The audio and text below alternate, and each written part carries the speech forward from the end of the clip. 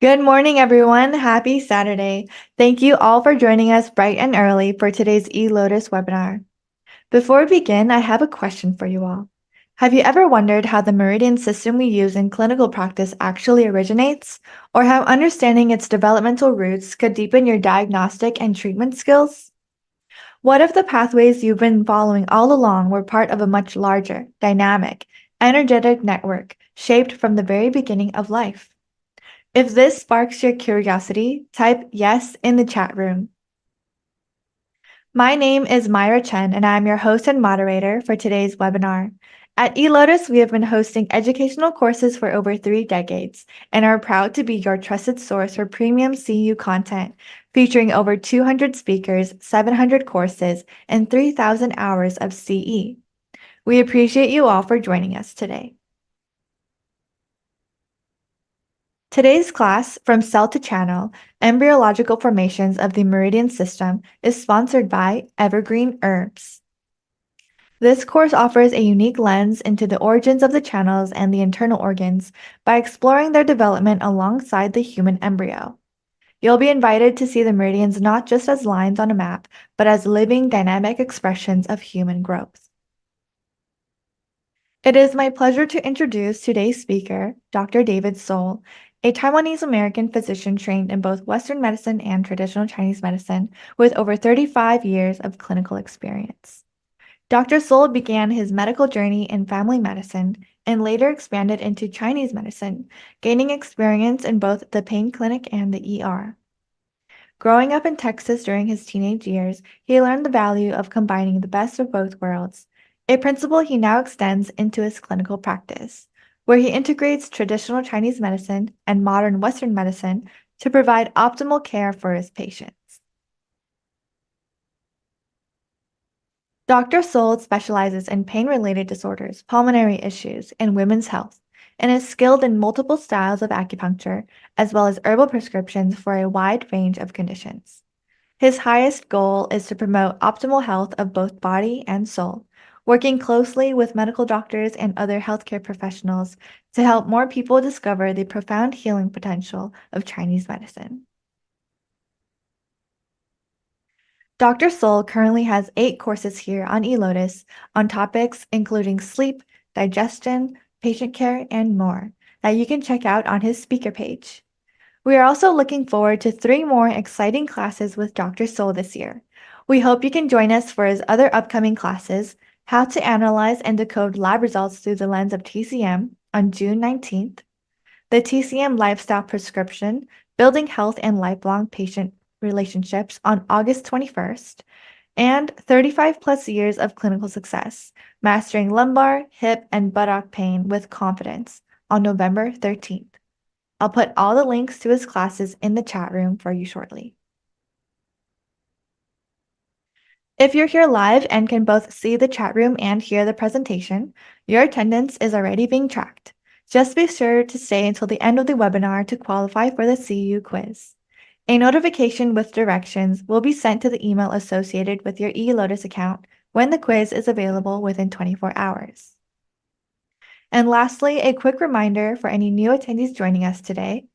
Please make sure to set your chat from host and panelists to everyone so we can all be part of the conversation.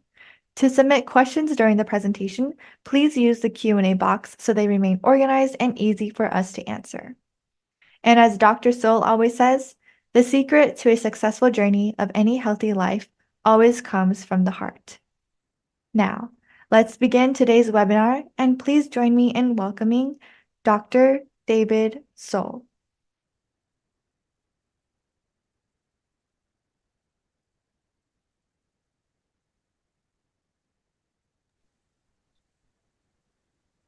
Okay, good morning, everybody. If you can see me, hear me, type yes or thumbs up. Yep, looking good, Dr. Soul. Okay, good morning, everybody. Let's do it again. If you can hear me, thumbs up or type in yes. It's amazing morning. Thank you, Myra, for that introduction.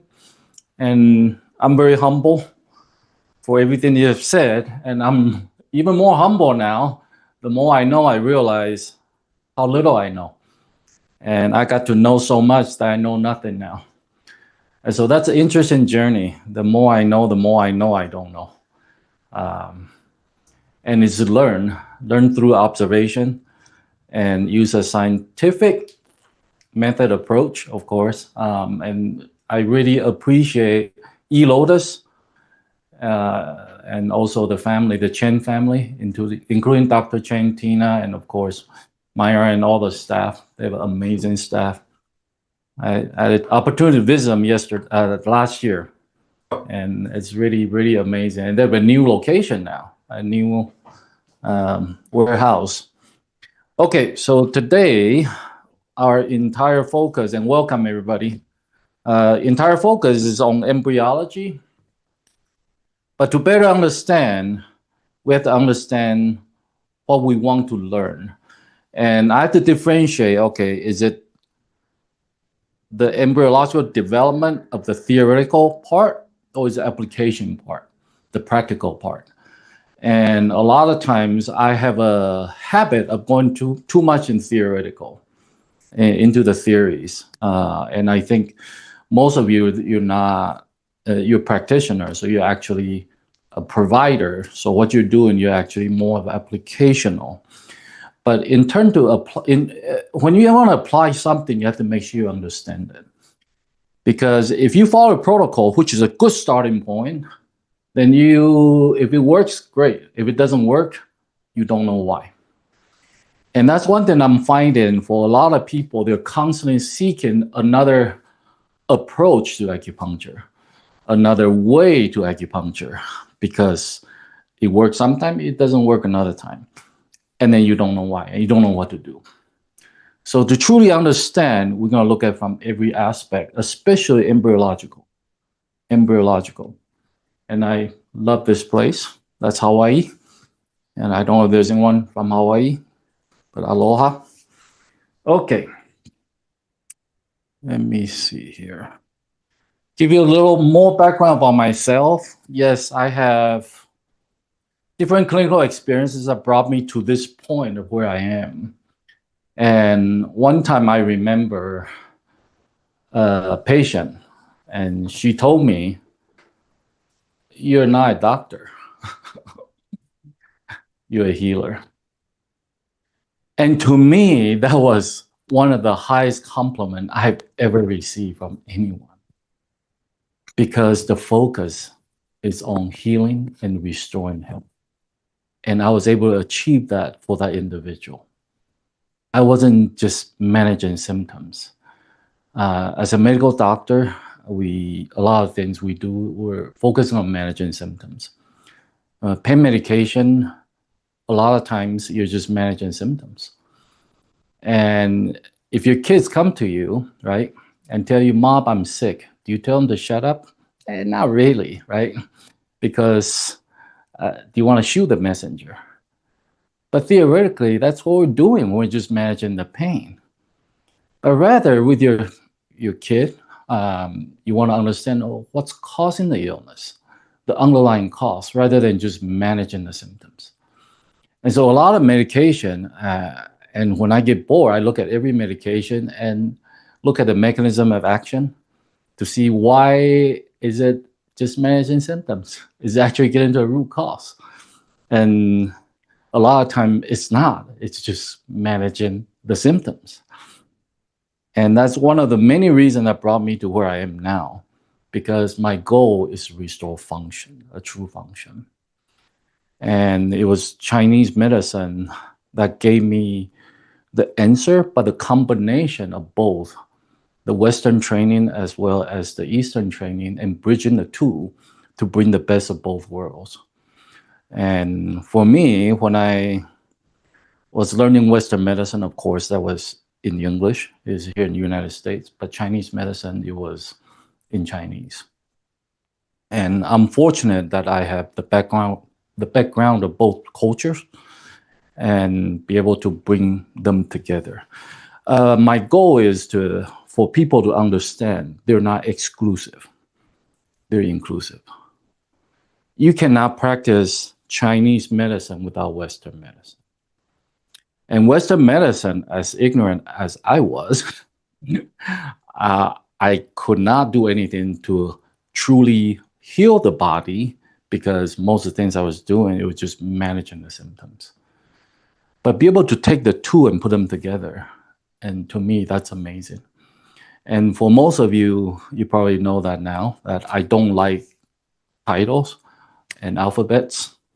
So I stopped putting alphabets behind my name. The only ones that I would put is the license I'm practicing under. And that's a license I'm practicing under just for the legality. And that's all I do. Title doesn't mean much. Title is not to heal the patient. Your degree is not to heal the patient. Your license is not to heal the patient. It's application of your knowledge. And more importantly, it's a love within you. The healing power comes from the true love in your heart. Care for every patient that comes through the door and come in to see you. And life, and some of you, I know you're brand new, the first time here, welcome. And some of you, you've taken other classes that I had before, and I'm honored, and I thank you for that. And some of the things that we're going to talk about, it'll be a repeat. And that's good. We're reinforcing it. But for people who are new, those are important foundations. So we're actually starting on the same approach in terms of energy, in terms of different aspects, in terms of learning. I prefer you don't follow a protocol that I'm giving you. I don't really have a protocol. I do and I don't. I have a method, but that's not a protocol. And if you're curious of what my method is, if you have taken other classes, there's one that I actually talk about the method and not necessarily a protocol. Protocol is good when it works, but more importantly, you have to understand why it works. Whenever I'm learning something, I'm one of those kids who likes to raise my hands. Why? Why? Why? I have to know. I don't like to memorize stuff because memorizing does not give me the understanding. And so it's important to know. So you see here, my passion in life is life. And that's how I define life, love in full emotion. Without the love, there is no energy. Energy is only true love in the world. If you look at everything around you, every single item is because someone loved something that was created. If there's no love, there's no creation. And by that extension, if there's no love, there's no healing. And I see that with the patients, especially this particular patient. The hospital sent him to the pasture, to hospice care. But because of love of the family, he wasn't ready to go. And not only wasn't ready to go, I was honored to participate in that healing process and to nurture him and nourish him with the family. And the family, the love from that family is just amazing, amazing. And just yesterday or the day before, he sat up and he started eating on his own, sitting. And they're just going to let him go. Anyway, I'll go into more detail in the next one when we talk about the labs, because that's crucial. In this whole process with this particular patient, he's more of a friend than a patient. But for this individual, I was able to monitor him very closely and make suggestions along the way. When doctor is saying something, certain things that I may not agree, and I'll let the family know, and then we're able to adjust it along the way. But having that understanding, that part is important. If I didn't have that understanding, I wasn't able to. And one thing that's most profound for me the other day, so every time we do something, there's a shift. And then the other day, I opened up the lung because he was having a very laborious breathing off the diaphragm. and there's no chest expansion whatsoever. Very little. So he's using his accessory muscle in the diaphragm to breathe. So he's using the muscle here and then the diaphragm. Well, you cannot get enough oxygen by doing that. There's a limitation on the oxygen. And so we open up the lung. Yes, I use acupuncture. I open up the lung along the spine. And to open up the lung, you have to understand the muscles involved in that expansion. And so if you look at breathing, for example, and we'll go any further, is what you have in here, they're talking topics, they're not notes. So if you can take notes, it would be great. The notes will be here, talking topics. Just make sure I cover it. And so if you look at the breathing, C1 to C3, that's your accessory muscle in the cervical spine that controls the accessory muscle. So do you open that up in the cervical? Of course, you have to open it up. And how about below that, the diaphragm? He's overworking the diaphragm, right? And C3, 4, 5 keeps the diaphragm alive. Well, that controls diaphragm. And so we open that up too. And how about the thoracic? Of course, for him, there's no thoracic expansion. So T1 to T12. So we open all that up. And the next day, his oxygen reached 98. The next day, and all the functions start to come back because we open up the lung, open up the chest. And from my knowledge in Western medicine, there's nothing that they can do to open up that chest. And everything that they're doing, the steroid, the bronchodilator they're using, the albuterol, all those that they're using, it's in the long run, it causes negative effects. And we did one on the lungs specifically.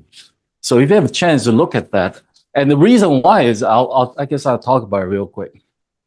So you have different pressure in the lung. So you have pleural pressure, you have the pressure of the lung, and then you have the pressure going outside. So your atmospheric pressure. It's a gradient between the atmospheric pressure and the pressure of the lung. That gradients allow us to inhale. The greater the gradients, the more air want to rush in. And what keeps that pressure separate is your bronchial tube and the trachea, but more in the bronchial tube. But when the bronchial tube is too dilated, so let's say this is the tube, and it's too dilated to the point that it's very difficult to keep that pressure gradients, to the point it's harder and harder to breathe. So people who are on albuterol long term, guess what's going to happen? They'll end up with the oxygen. Count on it. Why? Because of this. You're not building the pressure gradients. And so is it important to build that difference? Of course. Of course. And so in Western medicine, they really couldn't do anything to expand the lung, except this. But in the long run, it's causing more issue. And so we opened all those up. In the beginning, I had the family to massage the intercostal muscles, but that's still, it wasn't a muscle spasm. It was actually the control. So the control, one of the components you have to understand, the control, you have the central nervous system, right? And then you have the peripheral. So you have upper motor neuron and a lower motor neuron. And for him, because he had other components, he had pressure in the brain. I'll get into more detail. Our next class will be entirely based on him because his lab is very interesting. And so we'll use an actual case to understand everything, the body chemistry, on how to understand the body chemistry and the limitation of Western medicine and what it can see. Because you're not going to see everything.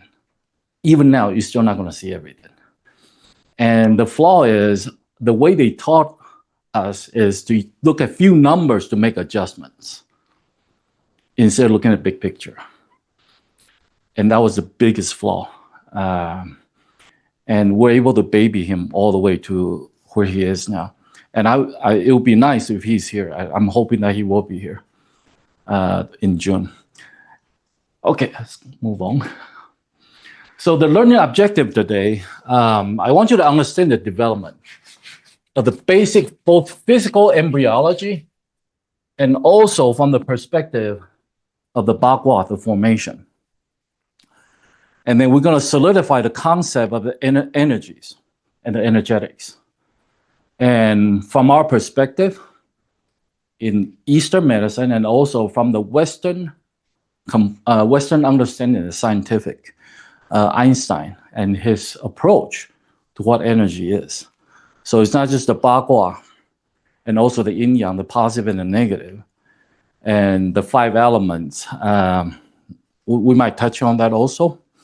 But the most fundamental is understand what is truly yin and what is truly yang.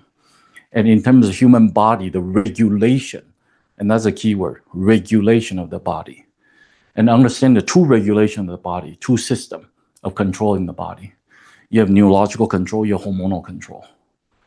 And so the neurological is your yang control, which is your Ren Mai. And then you have the yin control, right? I mean Du Mai. Du Mai is the yang control. And then Ren Mai is the conceptual vessel. And that's the yin control. That's a blood vessel and all the fluid in the body. And to correlate the relationship between all the energetic, not only the development and also the anatomical formation, but more important is understand the function and how it come about in terms of the function of the physical body. I mean, this morning as we're driving to here, we're at the clinic. From home, we're in New Mexico, and when it doesn't rain, it's very dry. We're in the high desert, but when it rains, it pours. And it really pours. And so once you understand the physical formation of the geography, then you can understand how the water is going to flow, the pathway of the water. And if you don't direct the water properly, it's going to go in a place where you don't want to go. So you have to understand the formation. And once you know the formation, then at that point, then you can begin to understand how it's going to flow. And in that flow, then you start understanding the function. Because water starts flowing, you're going to have plants growing around it. It's greener. And that's your function. So you begin to understand, okay, it's green here, there must be water here. Especially in a dry desert, all of a sudden you see something green, you're going to know there's water somewhere. Because the cactus, they're not very green. They're very pokey too. They're pokey for a reason. They can conserve the water. And so looking at all of that and understand, okay, then at that point, once we know there's water, how can we access it? And in accessing our water, that's the flow of the water in itself, not only the function, but the function allows the generation of energy. And that's your pathway. And so you have to understand the formation. And that formation from the Bagua perspective, the Chinese perspective, and correlate that specifically to the formation of the physical body in embryology, anatomically, how it's formed. And that form is going to dictate how it's going to flow. Because when you're taking the pulse here, what if someone's pulse or the artery is on the backside? Where do you take the pulse?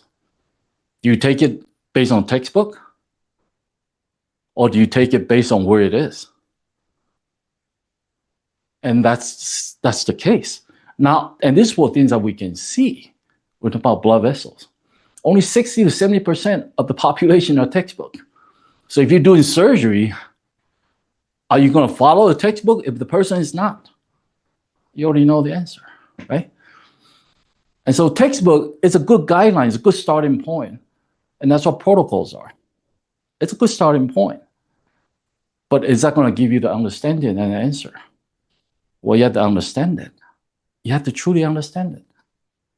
If you don't understand it, you don't know the flow, the formation, and then the flow. And then from the flow to the function. And then from the function to the continuity of the energy. And so we'll get into all of that and have that true understanding of application. And so having that understanding of the energetic flow is extremely important. The pathways. Some people ask me, why do you put it here? And it's not even a point there. Well, that's where the energy is. So that's why I put it there. And do I follow so-called textbook? You already know the answer. I don't. It's a good guideline. It's a good starting point. But there are times that it's like a highway. Sometimes you have two highways coming together, the junction. So you have even three highways, right? Sometimes there's a road with three names, and they split off again. The San Yin Jiao, for example, right? San Yin Jiao. They come together and they split off. And it's like looking at a map versus in reality. If you look at map, well, the river is a line, but there are times I go to rivers, where's the water? There's no water. Does that mean the river is not there? And that's true. The energy is not there. Even though it's on the map, but energy is not there. And so you have to understand how to follow the flow and understand the flow and the pathway of flow. And the way to do it is two key components: function and anatomy. You have to know the anatomy of the body. Otherwise, you're just guessing it. And not only anatomy, you have to know the function of the body. A good example, and I was going to talk about it later, but I'll just give you an example now. The heart.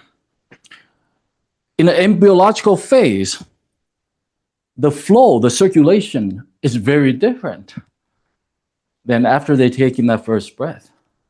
Once they take in that first breath, the foramen ovale slammed shut together in the atrium. And that shifts the flow. And not only shifts the flow, what happened to the energy? It shifts also. And if you don't know the energy, to understand the energy, you have to know the function. Meaning embryologically, why the circulation is that way? Well, because they're getting nutrients from the placenta. They're getting from the mother. But once you take that first breath, it shifts the flow. And does the energy shift? Yeah, it shifts. And we can get into that more.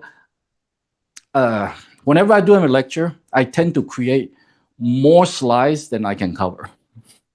And I'm trying to cut back because I want you to understand. And so we're going to go from the fundamental up. And if we want more detail in the future, we can do topic specific, like strictly just on the heart or circulatory system.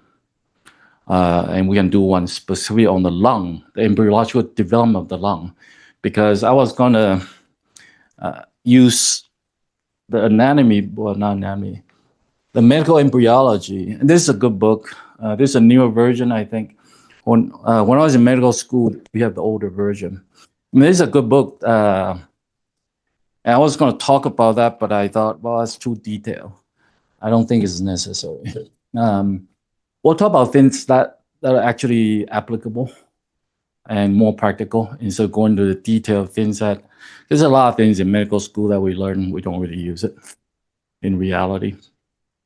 So we'll just talk about the anatomy that's applicable and embryological development of the anatomy or developmental anatomy. Then we'll talk what's relevant. And we're going to learn accurately access every single point and its corresponding meridian as well as the organs. And I think some people know the name. Yes, it's Langman. A lot of medical school, I think, uses that one. We did. And I know in acupuncture school, you don't get that part. That's okay. You can enhance your knowledge throughout, along the way, clinically, meaning what's applicable. Use case-based learning, and that's the best. And look at it from every aspect, not just the energetic aspect. To truly understand energy, you have to understand the anatomy, how everything is formed, and also the function of the anatomy. Because once the function changes, chicken or eggs, right? Is it because the function changes in the anatomy or anatomy changes in the function? And once that changes, physiology changes and energetic changes.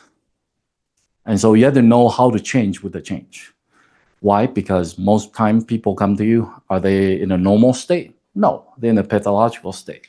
So energetically, there's already a pathogenic factor. So you have to understand what that pathology is. And to understand pathology, you have to know what is normal. And if you don't know what normal is, how do you know it's pathology? You don't. And so that part is very important. And sometimes there is a normal variance, right? Like the blood flow. Because you can take the pulse on the backside if it's flowing on the backside. Is that pathology? No, that's not pathology. For that person, it's normal. So you have to know what's truly pathological and what's not. And that's very important. That clinical understanding, and we're very blessed to see a lot of patients over the years. We average a day anywhere between about 90 to 130 a day. So we see a lot of cases. And that really helped me understand the body and truly understand the body. And if you want to know how I see that many, I think we did a class on that. But a lot is understanding. I do spend time explaining things to patients. But in terms of putting needles, you don't need that much time. And do you need a lot of points? Most of the time you don't. How many switches does it take to turn on the light? One, but make sure it's the right one. You don't want to turn on the wrong light or turn off the wrong light. And so know the energetic frequency. One of the key importance, I'll talk about this one here. Know your energetic, because your energy is going to impact the energy of another person. Every object in the physical world has an energetic field. Every object. And if your energy is off, is that going to impact the patient? Yes. One thing it was very interesting with some of the interns or the practitioners. When I'm training them, I'll use a probe and show them where the point is. And then they put in a needle and nothing. But I know that's the right place. And so without changing the location, even movement in and out or rotation, none of that. There's no physical movement, just me touching the needle and there it is. Interesting, isn't it? Interesting. That is a law of attraction. We'll get into more detail later. So you have to know your energy first. If your energy is off, by you treating the patient, it's going to be off. So you have to make sure yourself, your energy, is in the right state of energy. And yes, you can do Qigong, you can meditate, you can do all those components to make sure that your energy is at the highest level of the positive energy. Because your energy in the negative energy and the patient's energy in the positive energy, that energy is going to run away from you. And you have to care. And that's the direction. And we'll get into more detail, directional flow of the energy. Energy is very directional. Even hooking up the electrode, you have to know which way you want it to flow. So that there's possibly a negative lead. And which way does energy flow? And how do you want it to flow? Can you negate the energy of the flow? Yeah, you can negate it. You can go the wrong direction. And it's supposed to go this way, but you're pushing it this way with the electrode. And then you're going against it. You're making it worse. And electroacupuncture, maybe in the future we can do a class on that too, on understanding how it's going to flow and how to hook up the electricity. And which way do you go? You have to understand the flow. And are you going against the flow or along the flow, and when you go against and when you go along the flow. And that's very important because that circulation, if you're going against it, you're countering the effect. So you have to know what you're doing so you're not actually countering the effect. And you want to promote the flow, but there are times I want to stop the flow because it's not flowing the way I want it to flow. So you can hook it up in a way to push the flow the opposite direction. And so all those are clinical application. But most important, you have to know your energy. You have to know your energy. If you don't know your energy and your energetic field is off, I don't treat patients. I don't treat patients. And it's not only I don't, it's hard. It's hard to treat patient with the result. And so for me, I have to make sure I stay at my best. Imagine if I didn't sleep last night. Here I am talking to you, falling asleep. Can I give you my best? No, I can't give you my best. I gotta have that best. And yes, that includes water. And water is a huge component too. Water, I cannot emphasize that enough. Your body is over 70 to 80% water. Some people say 60. They're not drinking enough. They're not drinking enough. It's 70 and 80 and more. And water is so crucial because the patient I was talking about earlier, water is a huge component because he's having edema everywhere. And the edema is because of electrolytes. The body regulates the flow of the fluid, not by pushing the fluid, but by pushing the electrolyte. So when you don't have the electrolyte, the body cannot balance the fluid. So you have semi-permeable membrane throughout the body. And you have water on both sides. And then you have whatever the osmolarity is, the concentration. If it's higher concentration, osmolarity, and lower concentration here, what does the body do? Right? If body wants to equalize, it will push the concentration over, and then water will flow. Water will follow the osmolarity. And without the electrolytes, body cannot regulate fluid. And yes, this particular individual, because of chelation, he did a chelation when he's not supposed to because of kidney. He already had kidney issues. And then they did a chelation. And then he doesn't have any electrolyte. Now you have water trapped in different compartments in pericardium, and the heart cannot expand and contract backing up to the lung. And he had edema everywhere. Everywhere. And that chelation, it was in one of the states that actually naturopath can practice. And I'm not against naturopaths, they're great. But they didn't really check enough on that chelation. You're not supposed to do the chelation. And it caused a lot of issues after that. And so you have to understand the fluid and the flow of the fluid. And then know your energy and then read and match. Because you have to match. That's okay. One of the light is going out, but it's okay. As long as you can see me. So read and match the energy of your patient. So there's an energetic match. And how do you match your energy? Is to connect. And do you vary your energy to match the patient's energy? Of course. Because you can't expect the patient to change their energy to match yours. And if you're coming from that perspective, how many people want to match with their energy? Not enough. Not enough. And what do I mean by that? I'll give you an example. There are people that you never met. And you meet the first time, you click. Why? Because you have a very close frequency match. And then you have people like my wife and my mother-in-law. When I listen to them talking, is that apple, orange? I don't think they're talking about the same thing. There's no match.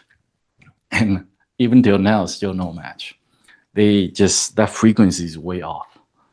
And so how can you read the energy and match the energy of the individual, right? And so all that is very important. I cover different things at different time, and so some of the things I will repeat if it's applicable, if it's relevant. Okay, let's keep going. So learning, there are 3 levels of learning, and yes, this is just presentation points. The detail is over here. And so this is not so much learning. This is just remind me to talk about it. And this is where you're going to learn. And so 3 levels of learning. Imitation.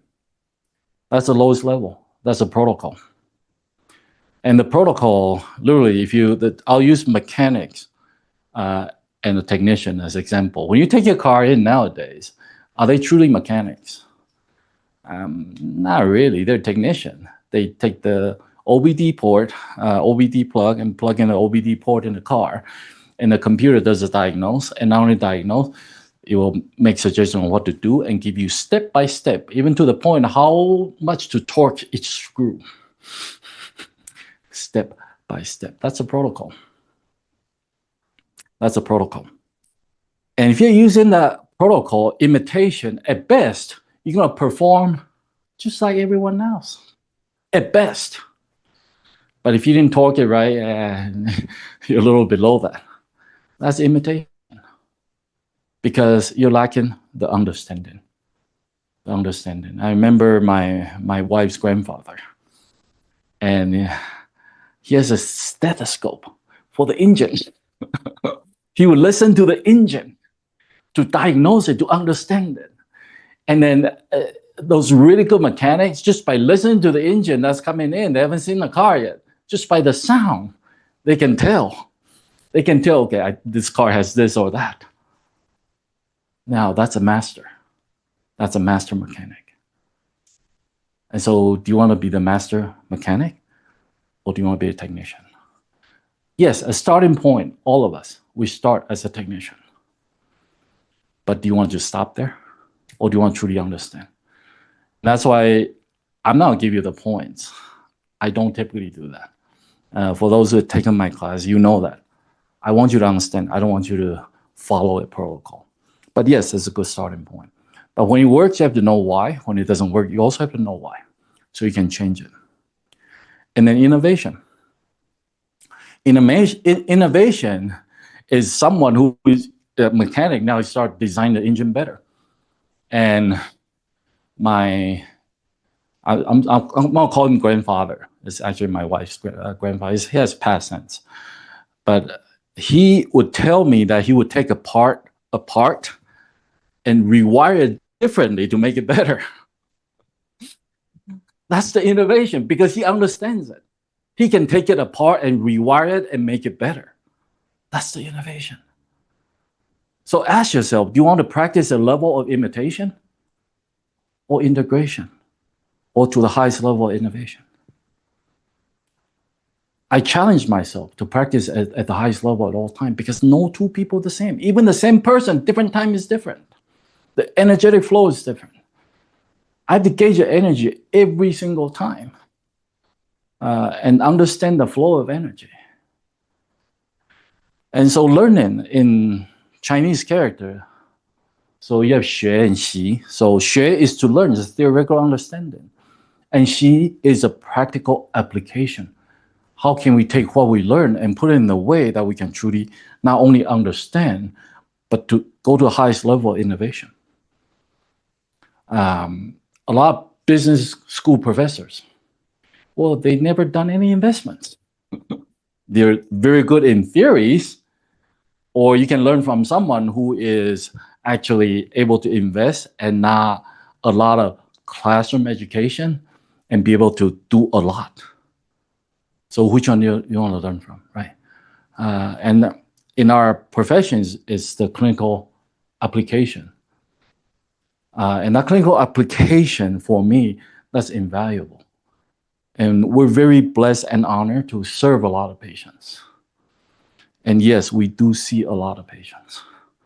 And that gave me the understanding and know what works and what doesn't work. And when it works, I want to know why. When it doesn't work, I want to know why. And be able to apply it. So teach to learn and learn to understand. If you don't understand, you're not learning. If you're following a protocol, well, a robot can do that. A robot can do that. And yes, with AI, AI is replacing a lot of things because AI, they can process information a lot faster. And they're more comprehensive. They pull information from everywhere and then put it into practice. But what they don't see is the energy of the individual. And so that's why you have to be able to read the energy of each individual. And in that understanding, that's part of that understanding. You have to know the patient. You have to know the patient. And once you understand, then you can teach. You can teach.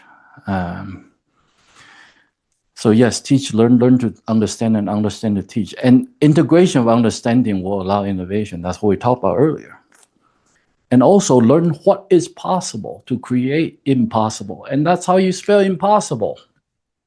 I am possible.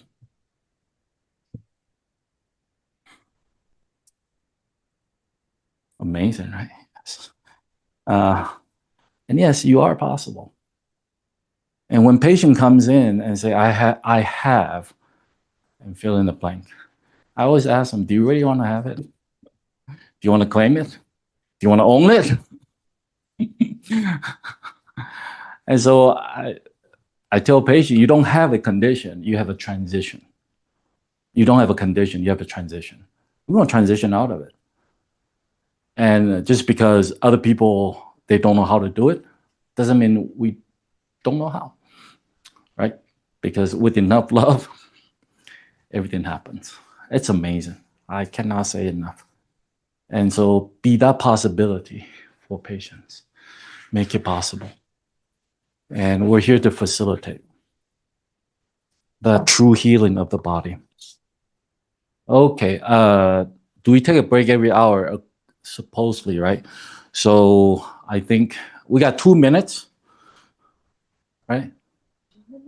I mean, 2 minutes till 10 till. We could. So we're gonna stop at 10 till. So 2 minutes to answer some question if you have any questions right now. Not yet? Okay. That's good. I hope I'm not putting you to sleep.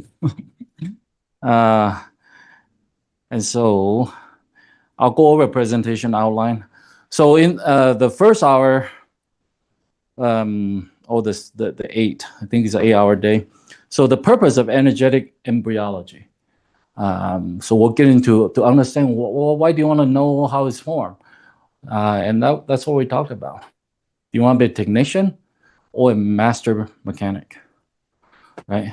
And that's a true healer is a master mechanic. Otherwise, you're just a technician. And so that's the purpose, to understand it and define the paradox of the energetic polarity. And that is a parity also. You have to know both sides to find the middle. And we'll talk about what that middle is, because that's what you're doing constantly. And you don't want the pendulum effect of swinging. You can swing too much. In managing the specific case of the electrolyte, there was a pendulum effect. And the more pendulum, the worse. It's like driving a car doing this, going straight, but you're doing this, going straight. When it's out of balance, the alignment is off, and you're doing this constantly. You don't get very far. It's very exhausting too. Is there a question? Okay, I'll entertain that one, and we'll take a break. Can you explain why chelation caused the edema again? You're pushing the electrolyte out of the body for the chelation. So chelation, you want to... So they did a procedure at, is it Mayo? Somewhere in Mayo. Somewhere in Arizona, anyway. And they put dye into it for that procedure. And so the naturopath recommended do a chelation without knowing the kidney issue. Kidney regulates the fluid, right? When the body has too much fluid, what does the body do? So let's see how much detail. Let's keep it simple. There are a few baroreceptors throughout the body. Your carotid, you have the aorta, aortic arch. kidney, of course. So when the fluid is too high or the pressure is too high, the body's going to try to push it out. And that's why kidney regulates. But to push it out in the loop of Henle in the nephron, if you know what I'm talking, if not, go and look at the physiology anatomy. That loop of Henle, that's when the body, the kidney in the nephron will push the electrolyte out so the water can follow. So they push too much electrolyte out to push the fluid out. That's part of the chelation procedure. And the person already had kidney issue. And that's why he went to the Mayo Clinic. And now you have an extreme loss of electrolytes to the point body cannot regulate the food. We can go into more detail, and hopefully that's enough for you to understand. But does that answer your question? Okay, 10 minutes. We'll be back top of the hour.